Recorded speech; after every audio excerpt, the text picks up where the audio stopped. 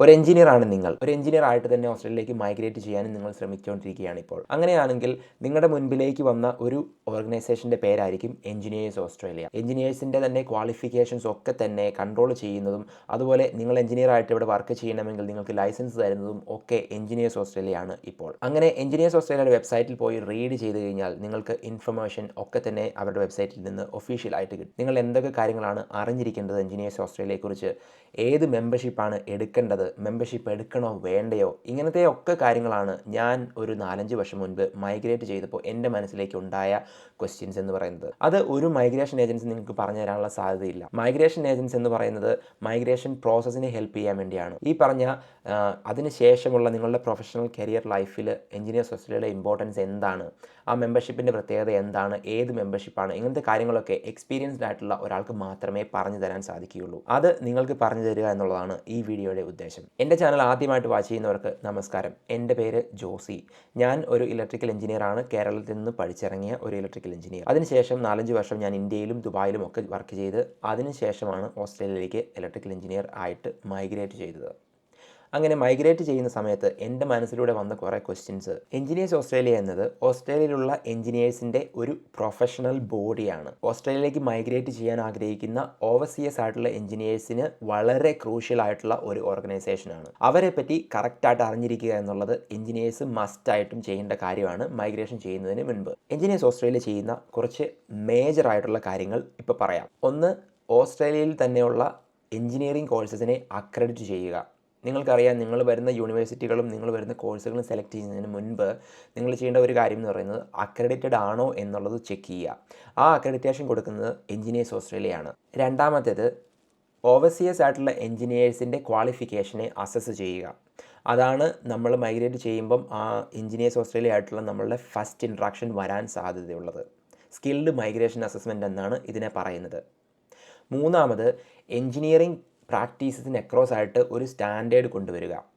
പലർക്കും പലതരത്തിലുള്ള സ്റ്റാൻഡേർഡ് ആയിരിക്കാം. അതിനെല്ലാം സ്റ്റാൻഡേർഡൈസ് ചെയ്തുകൊണ്ട് ഒരു യൂണിഫൈഡ് ആയിട്ടുള്ള സ്റ്റാൻഡേർഡ് കൊണ്ടുവരിക എന്നുള്ള മൂന്നാമത്തെ കർത്തവ്യം. അത് നിങ്ങൾക്ക് രജിസ്റ്റർ ചെയ്യാൻ സാധിക്കും പുറത്തുള്ളപ്പോൾ, പക്ഷേ ഇവിടെ വന്നതിന് ശേഷം എടുക്കാനാണ് നിങ്ങൾക്ക് പ്രോസസ്സ് ഈസി ആയിട്ടുള്ളത്.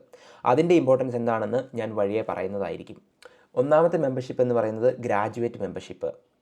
ഇത് എന്ന് പറയുന്നത് ഇവിടെ പഠിച്ചിറങ്ങിയ ഒരാൾക്ക് ഗ്രാജുവേറ്റ് മെമ്പർഷിപ്പ് കിട്ടാനുള്ള എളുപ്പമുണ്ട്. ഗ്രാജുവേറ്റ് മെമ്പർഷിപ്പ് കിട്ടാൻ വേണ്ടി നിങ്ങൾ ഇവിടെ പഠിച്ചിറങ്ങിയ ഒരാളാണെങ്കിൽ ഡയറക്റ്റ് ആയിട്ട് നിങ്ങൾക്ക് മെമ്പർഷിപ്പ് കിട്ടും. അത് അക്രഡിറ്റഡ് കോഴ്സുകളിലൂടെ ആയിരിക്കണം. ഏതെങ്കിലും ഒരു കോഴ്സ് എടുത്തിട്ട് കാര്യമില്ല. എഞ്ചിനീയേഴ്സ് ഓസ്ട്രേലിയ അക്രഡിറ്റഡ് ആയിട്ടുള്ള എഞ്ചിനീയറിംഗ് കോഴ്സസ് എടുത്തു കഴിഞ്ഞാൽ ഡയറക്റ്റ് ആയിട്ട് നിങ്ങൾക്ക് ഗ്രാജുവേറ്റ് മെമ്പർഷിപ്പ് കിട്ടും. അതിനുശേഷം അടുത്ത മെമ്പർഷിപ്പായ മെമ്പർ എന്ന് പറഞ്ഞൊരു ലെവൽ കൂടിയുണ്ട്.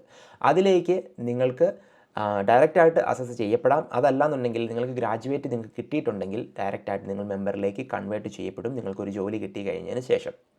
പക്ഷേ നമ്മൾ ഇങ്ങോട്ട് മൈഗ്രേറ്റ് ചെയ്യുമ്പോൾ നമ്മൾ ഓൾറെഡി ഒരു ഗ്രാജുവേറ്റ് ആയിട്ട് കുറച്ച് വർഷങ്ങൾ ആയിട്ടുണ്ടാവും, അല്ലെങ്കിൽ നിങ്ങൾ എക്സ്പീരിയൻസ് ആയതുകൊണ്ട് നിങ്ങൾ ഡയറക്റ്റായിട്ട് ഗ്രാജുവേറ്റ് മെമ്പർഷിപ്പ് നിങ്ങൾക്ക് കിട്ടാനുള്ള സാധ്യത ഇല്ല. അതുകൊണ്ട് നിങ്ങൾ അപ്ലൈ ചെയ്യേണ്ടി വരുന്ന മെമ്പർഷിപ്പ് ലെവൽ എന്ന് പറയുന്നത് മെമ്പറാണ്. ഈ മെമ്പറിന് തന്നെ പല കാറ്റഗറീസ് ഉണ്ട്. അതെന്താണെന്ന് ഞാൻ വഴിയെ പറയാം. ഇനി മൂന്നാമത്തേതെന്ന് പറയുന്നത് ചാർട്ടേഡ് മെമ്പർ. ചാർട്ടേഡ് എന്ന് പറഞ്ഞു കഴിഞ്ഞാൽ നാട്ടിലെ പോലെ തന്നെ ചാർട്ടേഡ് അക്കൗണ്ടൻ്റ് ആയിട്ടുള്ളത് പോലെ തന്നെ എഞ്ചിനീയേഴ്സ് ചാർട്ടേഡ് ആയിരിക്കണം. അങ്ങനെയുള്ള ചാർട്ടേഡ് എഞ്ചിനീയേഴ്സിന് ഇവിടെ പ്രത്യേകത എന്താണെന്ന് ചോദിച്ചു കഴിഞ്ഞാൽ, നാട്ടിൽ നമ്മൾ നോട്ടറി അറ്റസ്റ്റേഷൻ ചെയ്യുന്ന പോലെ തന്നെ ചാർട്ടേഡ് എഞ്ചിനീയേഴ്സിന് നിങ്ങൾക്ക് നിങ്ങളുടെ ചാർട്ടേഡ് നമ്പർ അല്ലെങ്കിൽ പ്രൊഫഷണൽ എഞ്ചിനീയറിംഗ് നമ്പർ യൂസ് ചെയ്ത് സൈൻ ചെയ്യാൻ സാധിക്കും ഡോക്യുമെൻറ്റ്സിൽ. നിങ്ങൾ പ്രൊഫഷണലി രജിസ്റ്റേർഡ് ആണെങ്കിൽ നിങ്ങൾക്ക് നോട്ടറി നാട്ടിൽ ചെയ്യുന്ന പോലെ തന്നെ വിറ്റ്നസ് ചെയ്യാൻ സാധിക്കും നിങ്ങളുടെ പ്രൊഫഷണൽ എഞ്ചിനീയറിംഗ് രജിസ്ട്രേഷൻ വെച്ചുകൊണ്ട് തന്നെ. അത് മറ്റു പ്രൊഫഷൻസിനും ഉണ്ട്. ഫോർ എക്സാമ്പിൾ നേഴ്സിനും ഒക്കെ ചെയ്യാൻ പറ്റും. പ്രൊഫഷണലി രജിസ്റ്റേർഡ് ആണെങ്കിൽ നിങ്ങൾക്ക് വിറ്റ്നസ് ചെയ്യാൻ സാധിക്കും നിങ്ങളുടെ പ്രൊഫഷണൽ രജിസ്ട്രേഷൻ നമ്പർ വെച്ചുകൊണ്ട്. ഇനി ഏറ്റവും അവസാനത്തേതെന്ന് പറയുന്നത് ഫെല്ലോ മെമ്പർഷിപ്പ്.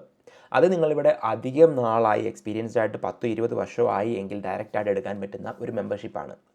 അത് നിങ്ങൾക്ക് കിട്ടുക എന്നത് ഓസ്ട്രേലിയൻ ലോക്കൽ എക്സ്പീരിയൻസ് ഉണ്ടായിരിക്കുന്ന ഒരാൾക്കാണ് സാധ്യത കൂടുതൽ. അതിനെക്കുറിച്ച് കൂടുതൽ ഞാനിപ്പോൾ എക്സ്പ്ലെയിൻ ചെയ്യുന്നില്ല. അതല്ല നിങ്ങൾ ടാർഗറ്റ് ചെയ്യേണ്ട ലെവൽ എന്ന് പറയുന്നത്. നിങ്ങൾ ടാർഗറ്റ് ചെയ്യേണ്ടത് മെമ്പർ ലെവലാണ്, അല്ലെങ്കിൽ ചാർട്ടേഡ് മെമ്പറാണ്. ഓക്കെ, ഇനി വരുന്ന ഏറ്റവും ഡിഫിക്കൽട്ടായിട്ടുള്ള ഒരു കാര്യം എന്ന് പറയുന്നത്, എഞ്ചിനീയേഴ്സിനെ തന്നെ എഞ്ചിനീയേഴ്സ് ഓസ്ട്രേലിയ 3ആയിട്ട് തിരിച്ചിട്ടുണ്ട്. Professional engineers, engineering technologist, engineering associates. ഏറ്റവും കൂടിയത് പറയാം, എഞ്ചിനീയറിംഗ് അസോസിയേറ്റ്സ്.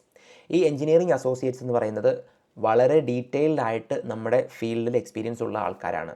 അത് നിങ്ങൾ 20-25 വർഷവും നിങ്ങൾ നല്ല ഒരു കമ്പനിയിൽ, ഇവിടെയുമുള്ള ഒരു കമ്പനി മറ്റൊരു രാജ്യത്തും ജോലി ചെയ്തിട്ടുണ്ടെങ്കിൽ നിങ്ങൾക്ക് ചിലപ്പോൾ ഡയറക്റ്റായിട്ട് അപ്ലൈ ചെയ്ത് അപ്രൂവ് ആക്കാൻ സാധിക്കുമായിരിക്കും. ഫോർ എക്സാമ്പിൾ എയ്കോം അല്ലെങ്കിൽ ഓറക്കോൺ അങ്ങനത്തെ ബിഗ് മൾട്ടിനാഷണൽ കമ്പനീസിലൊക്കെ വർക്ക് ചെയ്തിട്ടുണ്ട്. അത് ഇവിടെയും ഉണ്ടെങ്കിൽ നിങ്ങൾക്ക് ഡയറക്റ്റായിട്ട് എക്സ്പീരിയൻസ് കൺവേർട്ട് ചെയ്യാൻ സാധിച്ച് ഒരു അസോസിയേറ്റ് മെമ്പർഷിപ്പ് എടുക്കാൻ സാധിക്കുമായിരിക്കാം. നിങ്ങൾ ട്രൈ ചെയ്യുക. പക്ഷേ അത് ഡീറ്റെയിൽ ആയിട്ടുള്ള നോളജ് ഉള്ളവർക്കുള്ളതാണ്. രണ്ടാമത്തെ മെമ്പർഷിപ്പ് എന്ന് പറയുന്നത് പ്രൊഫഷണൽ എഞ്ചിനീയേഴ്സാണ്. കോംപ്ലക്സ് എഞ്ചിനീയറിംഗ് പ്രോബ്ലം സോൾവ് ചെയ്യാൻ പറ്റുന്ന എഞ്ചിനീയേഴ്സിന് വേണ്ടിയുള്ളതാണ് പ്രൊഫഷണൽ മെമ്പർഷിപ്പ് എന്ന് പറയുന്നത്. ഇതാണ് മിക്കവരും ടാർഗറ്റ് ചെയ്യേണ്ടത്, അല്ലെങ്കിൽ കിട്ടാൻ ശ്രമിക്കേണ്ടതും ഇത് തന്നെയാണ്. ഇനി മറ്റൊന്നുണ്ട്, മൂന്നാമത് എഞ്ചിനീയറിംഗ് ടെക്നോളജിസ്റ്റ് എന്ന് പറയുന്നത്. അത് ഇത്തിരി under rated version of professional engineers ആണെന്ന് ഞാൻ പറയുള്ളൂ. അതായത് ആ മെമ്പർഷിപ്പ് കിട്ടിക്കഴിഞ്ഞാൽ പലർക്കും ഉണ്ടാകുന്ന ബുദ്ധിമുട്ട് എന്താണെന്ന് ചോദിച്ചു കഴിഞ്ഞാൽ, നമുക്ക് സ്കിൽ അസസ്മെൻറ്റ് ചെയ്യുന്ന സമയത്ത് അവർ നമ്മളെ ഈ 3 കാറ്റഗറിയിൽ ഒരെണ്ണത്തിൽപ്പെടുത്തും: പ്രൊഫഷണൽ എഞ്ചിനീയേഴ്സ്, ടെക്നോളജിസ്റ്റ് അല്ലെങ്കിൽ അസോസിയേറ്റ്. ആദ്യത്തെ 2 കിട്ടാനാണ് സാധ്യത കൂടുതൽ. ഈ 2 പ്രൊഫഷണൽ എഞ്ചിനീയറായിട്ട് കിട്ടുന്നതെങ്കിൽ ഇവിടെ വന്നൊരു ജോലി കിട്ടി, പിന്നെ നിങ്ങൾക്ക് അതിൽ നിന്ന് കണ്ടിന്യൂ ചെയ്ത് പോകാൻ പറ്റും. ഇനി രണ്ടാമത്തെ ടെക്നോളജിസ്റ്റ്, എഞ്ചിനീയറിംഗ് ടെക്നോളജിസ്റ്റ് ആണ് കിട്ടുന്നതെങ്കിൽ, എനിക്ക് ഒത്തിരി അധികം ആൾക്കാർ ചോദിക്കുന്ന ഒരു ക്വസ്റ്റ്യൻ എന്താണെന്ന് ചോദിച്ചു കഴിഞ്ഞാൽ, എഞ്ചിനീയറിംഗ് ടെക്നോളജിസ്റ്റ് ആയിട്ട് ആണ് എനിക്ക് കിട്ടിയത്, ഞാൻ എന്താ ചെയ്യേണ്ടതെന്ന് ചോദിച്ചു കഴിഞ്ഞാൽ അതിനും വഴിയുണ്ട്. എഞ്ചിനീയറിംഗ് ടെക്നോളജിസ്റ്റ് ആയിട്ട് ഇവിടെ വരിക. നിങ്ങൾക്ക് രജിസ്റ്റർ ചെയ്തിരിക്കുന്ന എഞ്ചിനീയറിംഗ് ടെക്നോളജിസ്റ്റ് ആയിരിക്കുന്നതുകൊണ്ട് തന്നെ നിങ്ങൾക്ക് സ്വന്തമായിട്ട് ഡിസൈൻ ചെയ്ത് നിങ്ങളുടെ പേരിൽ അപ്രൂവ് ചെയ്യാൻ സാധിക്കില്ല. നിങ്ങൾക്ക് ആരുടെയും ഒരാളുടെ കീഴിൽ വർക്ക് ചെയ്യണം.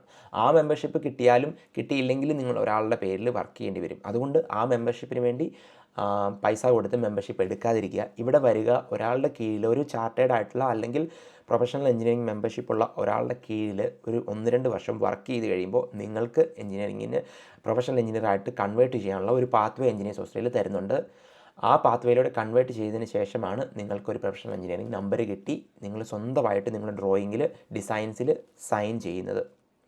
അതാണ് ഈ പാത്വേ എന്ന് പറയുന്നത്. എഞ്ചിനീയേഴ്സ് ഓസ്ട്രേലിയയുടെ ഡിഫറെൻറ്റ് ലെവൽസിലുള്ള എഞ്ചിനീയേഴ്സിൻ്റെ പാത്വേസ് എന്ന് പറയുന്നത്. ഇനി എഞ്ചിനീയേഴ്സ് ഓസ്ട്രേലിയയുടെ ഇമ്പോർട്ടൻസ് എന്താണ് ഇന്ത്യൻ മൈഗ്രൻസിന് എന്നുള്ളത് നമുക്ക് നോക്കാം.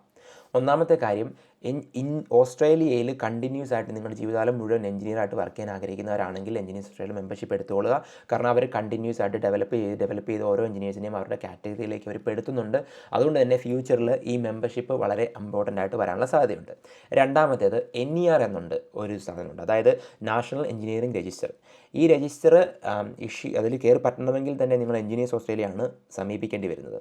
അപ്പോൾ നിങ്ങൾക്ക് മെമ്പർഷിപ്പ് ഉണ്ടെങ്കിൽ ഈ NER കയറി പറ്റാനുള്ള പ്രോസസ്സ് വളരെ ഈസിയാണ്. ഇനി നിങ്ങൾക്ക് മെമ്പർഷിപ്പ് ഇല്ലെങ്കിൽ ആദ്യം തന്നെ നിങ്ങൾ അവർ നിങ്ങളോട് മെമ്പർഷിപ്പ് എടുക്കാൻ പറയും. അങ്ങനെയാണ് നിങ്ങൾ NERലോട്ട് കയറി പറ്റാൻ സാധിക്കുന്നത്. ഈ NERൽ കയറി പറ്റാൻ നിങ്ങൾ സ്കിൽ അസസ്മെൻറ്റ് ചെയ്ത സമയത്തെ അതേ പ്രോസസ്സ് തന്നെയാണ് വരുന്നത്. അതായത് ഒരു റിപ്പോർട്ട് പ്രൊഡ്യൂസ് ചെയ്യുക, നിങ്ങളുടെ കോംപ്ലക്സ് ആയിട്ടുള്ള എഞ്ചിനീയറിംഗ് പ്രോബ്ലംസ് സോൾവ് ചെയ്യാനുള്ള സ്കിൽസിനെ ഒരു റിപ്പോർട്ടായിട്ട് മാറ്റുക. ഇതൊക്കെ തന്നെയാണ് നിങ്ങൾ ഈ പറഞ്ഞ NERൽ കയറി പറ്റാൻ നോക്കുമ്പോൾ ചെയ്യുന്നത്. ഇതിലും കൂടി ഇത്തിരി കൂടി ഹയർ റേറ്റഡ് വേർഷനാണ് ചാർട്ടേഡ് ആയിട്ട് നിങ്ങൾ ചെയ്യാൻ ശ്രമിക്കുന്ന സമയത്ത് വരുന്നത്. അപ്പോഴും നിങ്ങൾ എഞ്ചിനീയേഴ്സ് ഓസ്ട്രേലിയ അടുത്താണ് പോകേണ്ടി വരുന്നത്, റിപ്പോർട്ട് പ്രൊഡ്യൂസ് ചെയ്യേണ്ടി വരുന്നത്. അതുകൂടാതെ നിങ്ങൾക്ക് ഈ ഇൻഡസ്ട്രിയിൽ വർക്ക് ചെയ്യുന്ന സീനിയേഴ്സ് ആയിട്ടുള്ള അല്ലെങ്കിൽ മെമ്പർഷിപ്പ് ഓൾറെഡി ഉള്ള ആൾക്കാരുടെ നിങ്ങളെക്കുറിച്ചുള്ള അഭിപ്രായം കൂടി ഈ റിപ്പോർട്ടിൻ്റെ കൂട്ടത്തിൽ പ്രൊഡ്യൂസ് ചെയ്യേണ്ടി വരും ഒരു ചാർട്ടേഡ് മെമ്പറായി മാറണമെങ്കിൽ. ചാർട്ടേഡ് മെമ്പറായി മാറണമെന്ന് നിർബന്ധമില്ല, പക്ഷേ നിങ്ങൾ NERലുള്ള പ്രൊഫഷണൽ എഞ്ചിനീയറിംഗ് നമ്പറുള്ള, അത് പറഞ്ഞില്ല, അതായത് നിങ്ങൾ രജിസ്റ്റർ ചെയ്യുന്ന സമയത്ത് NER രജിസ്റ്റർ ചെയ്യുന്ന സമയത്ത് നിങ്ങൾക്കൊരു നമ്പറുണ്ട്. ആ നമ്പർ പ്രൊഫഷണൽ എഞ്ചിനീയറിംഗ് നമ്പറാണ്, PE നമ്പർ എന്നാണ് പറയുന്നത്. ആ നമ്പർ വെച്ചാണ് നിങ്ങളുടെ ഡിസൈൻസിനെ നിങ്ങൾ സർട്ടിഫൈ ചെയ്യാൻ പോകുന്നത്.